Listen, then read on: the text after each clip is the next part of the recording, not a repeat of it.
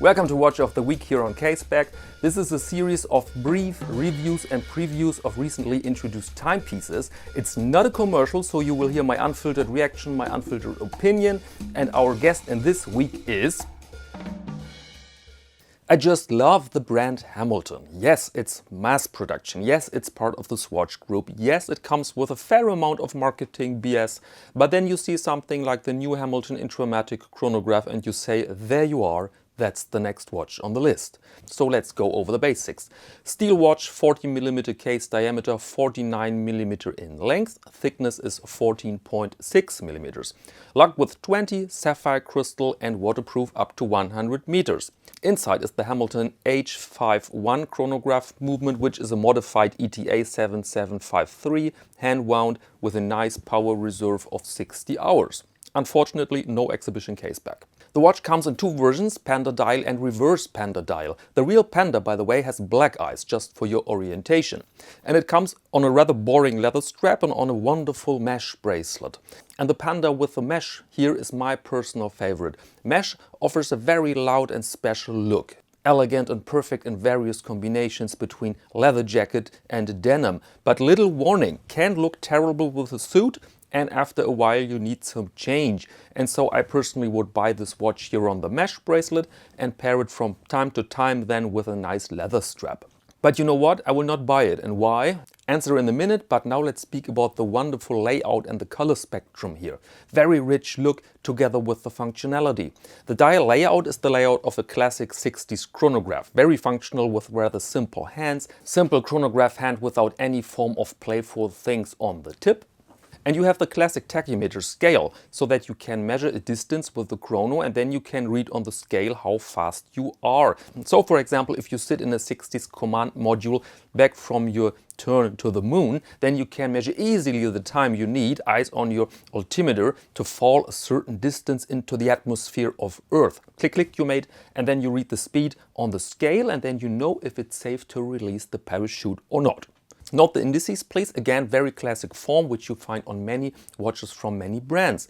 The dial is not pure white, but more eggshell white, which goes lovely with high polished metal and this old radium type of lume. Many people don't like artificially aged lume, but to be honest here, I see it just as a nice color which adds something.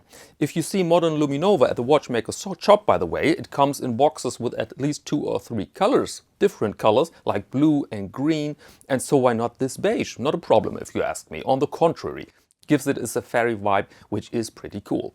The only slight flaw in my eyes are the sub-dial hands, very white, but this could be done willingly to enhance legibility. But not a buy here, as I said, because for me personally, unfortunately, it's too big. The combination length over 49mm and the thickness over 14 is simply too much metal on the wrist. Case from here seems a bit brutal, don't you think? I mean 14mm and this for a hand-winding watch? Chronographs can be very high when there's a module inside, together let's say with a rotor of an automatic movement. But here, hand-winding, no module but a proper chronograph movement. And this that high? Manufacturers like Universal Genève could produce such chronos in the 60s with half that weight. By the way, one word about sizes in general.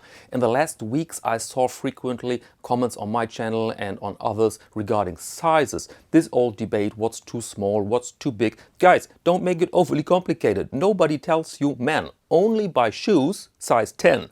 Everything else is for girls. Wouldn't be good advice, right? And so here it comes. Take a tape measure and measure your wrist. If you have the average 18 centimeters, which are 7 inches, then your sweet spot is 38mm. Depending on the model, you can go 2mm upwards or 2mm downwards. And that's it. Thank me later. Now let's carry on here. Prices.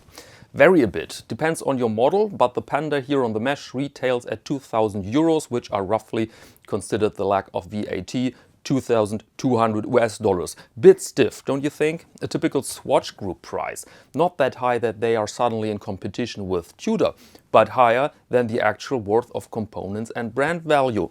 But I'm pretty sure that this watch will be expensive even used. And so if you like it and if you're fine with the specifications, clear recommendation. Okay, that's all for now. See you next Monday to Watch of the Week here on Caseback.